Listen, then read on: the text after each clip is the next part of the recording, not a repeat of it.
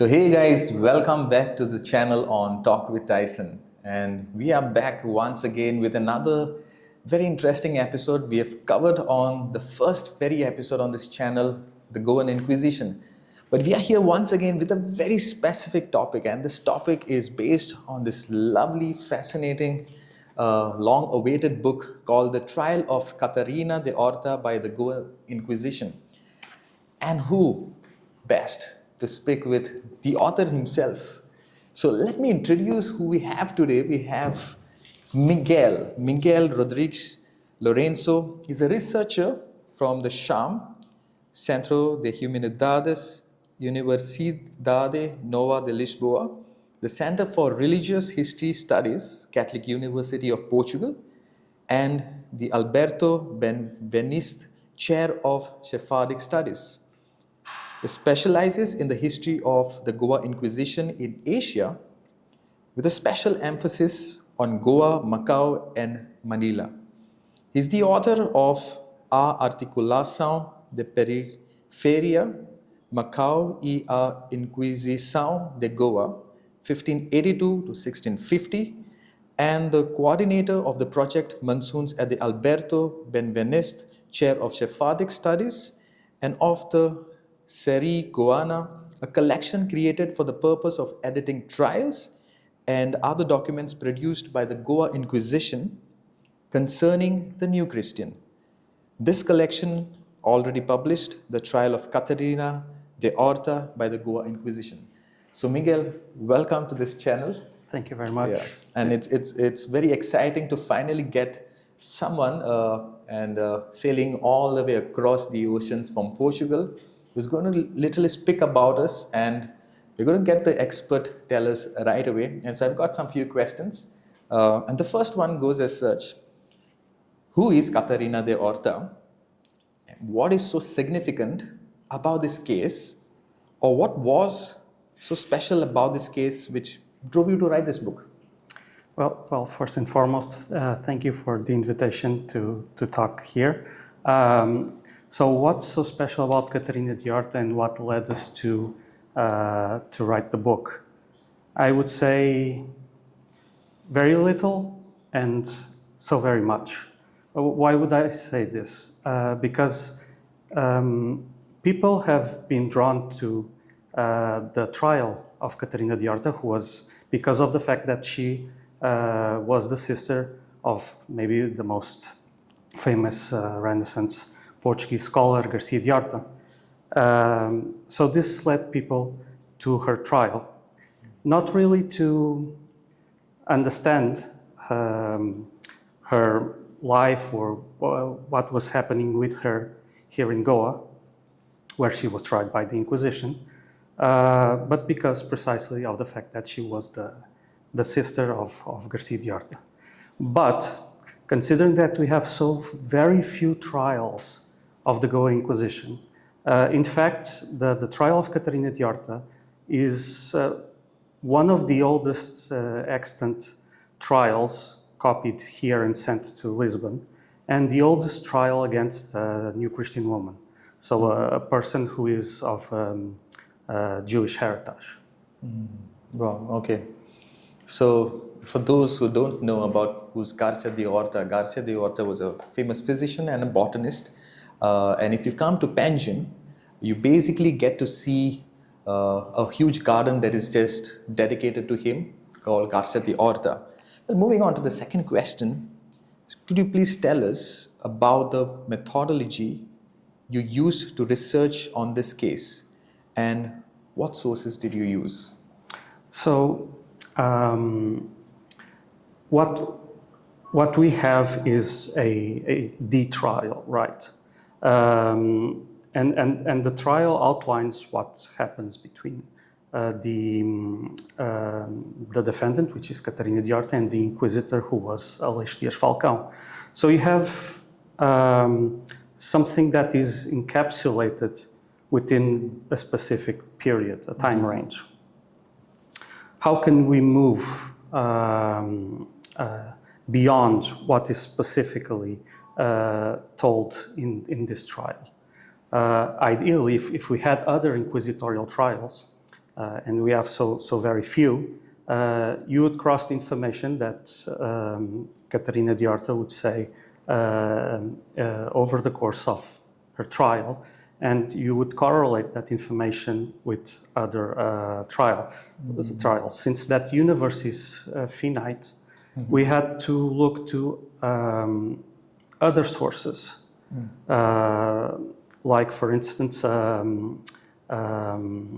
repertoire of people tried by the Go Inquisition between 1561 and 63 in order to acquire more information. So we correlate all that information with what is present in the trial of Catarina de Orta, and we try to provide a broader setting, a broader description of what was the social setting in which Catarina de Orta was inserted and what may have led her to be tried by the Inquisition. Also other documents written by the governors of the Estado de India here, sent to Portugal. So we try to go beyond what is specifically the trial in order to create this broader context. Wow. So yeah, I'm just going a bit off topic, but what's so interesting in what he just shared was the amount of research that you have to go through in order to document such an important kind of a statement in this book. And what I appreciate about historians is that you have to go through a lot in order to make that one statement, and that is what I feel lacks as a discipline, especially when many people want to venture out and kind of claim as to be self-historians, sort of, yeah. But yeah, moving on to the third question, what were the accusations on Katarina which were used against her during the trial? Well, she was accused of engaging in conversations regarding the transfer of information regarding Jewish fasts, also conducting some fasts, like the Yom Kippur, and all of that would lead the inquisitors to formulate an accusation in which, well, she was accused of still observing what the inquisitors called the law of Moses, right? So the Inquisitions perceive religions in terms of law. So there's the law of Christ, which is for the inquisitors the only true one, and then there is the law of Moses, ultimately the law of Mahoma.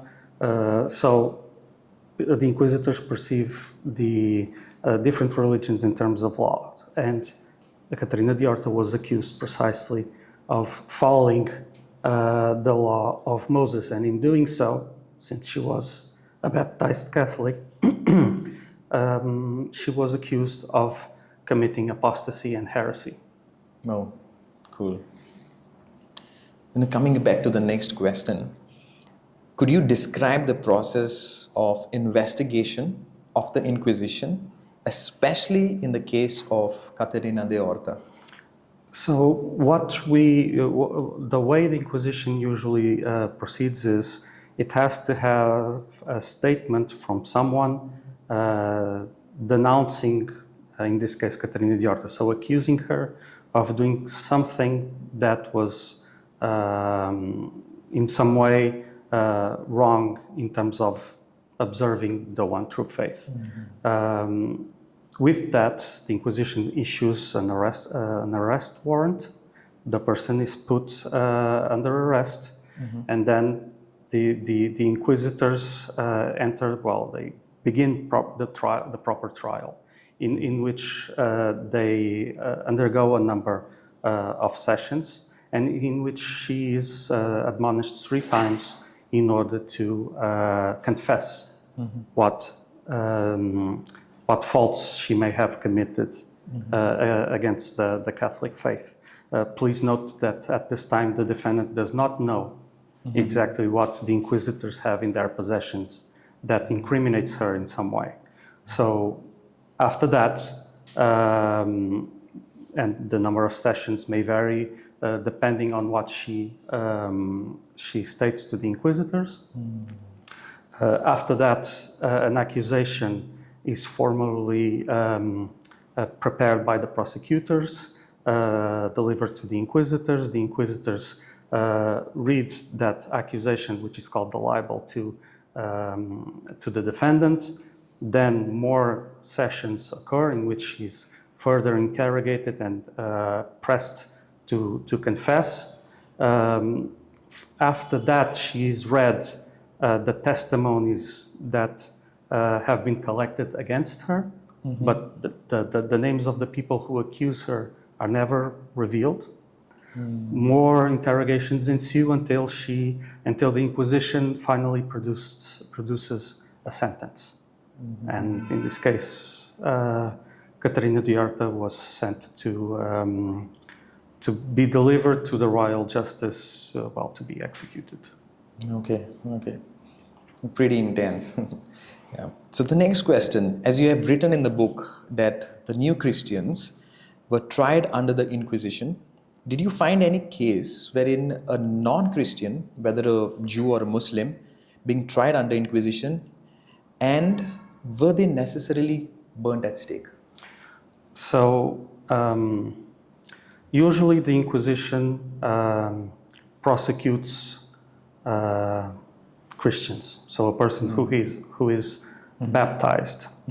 Nevertheless, there are instances in which a non-Christian person can be prosecuted by the Inquisition. And that occurs when that person is in some way responsible for leading, in this case, a Catholic individual, astray from what is considered a Catholic's path to salvation, right? And in these cases, a person can be tried. For instance, for the Inquisition of Goa, in the late 1560s, a tribunal in Portugal that had to deal with affairs pertaining to the consciousness of the king. So it is called the Board of Consciousness and Orders. Issue a legal opinion stating that the Goa Inquisition could prosecute non-Catholic individuals for these reasons. And so they did.